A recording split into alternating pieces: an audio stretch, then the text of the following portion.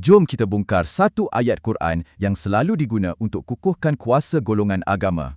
Ayat ni selalu difahamkan sebagai suruhan untuk rujuk pada agamawan, kan?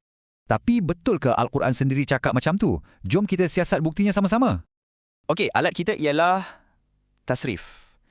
Kita guna Quran untuk fahamkan Quran, tak guna sumber luar. Sebelum tu, jom tengok dulu apa Quran kata pasal dirinya. Adakah ia mudah difahami? Quran banyak kali cakap ia lengkap, jelas dan mudah.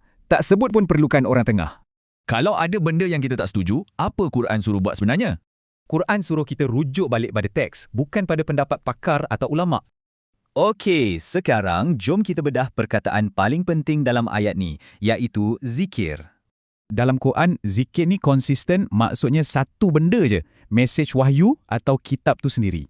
Poin pentingnya, Quran tak pernah guna perkataan zikir untuk maksud ilmu ulama'. Jadi, kalau zikir tu maksudnya mesej wahyu, siapa pula ahlu zikr ni? Mereka ni bukan ulama, tapi sebenarnya kaum terdahulu yang terima kitab macam Taurat dan Injil. Okey, yang menariknya, kenapa pula arahan ni wujud? Apa soalan yang cuba dijawab? Rupa-rupanya, ayat ni jawab satu soalan spesifik tentang sejarah, bukan bagi hukum umum. Ia seolah-olah cakap, jangan percaya aku je, pergi semak sendiri dengan saksi lain. Nah, bila kita uji, tafsiran tanya ulama' ni terang-terang tak disokong bukti dari Quran.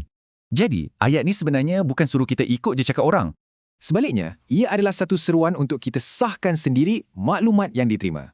Mesej utamanya ialah sentiasa kembali kepada sumber asal, iaitu teks wahyu itu sendiri. Jadi, apa agaknya yang akan berubah kalau arahan utama kita bukan untuk taat, tapi untuk siasat?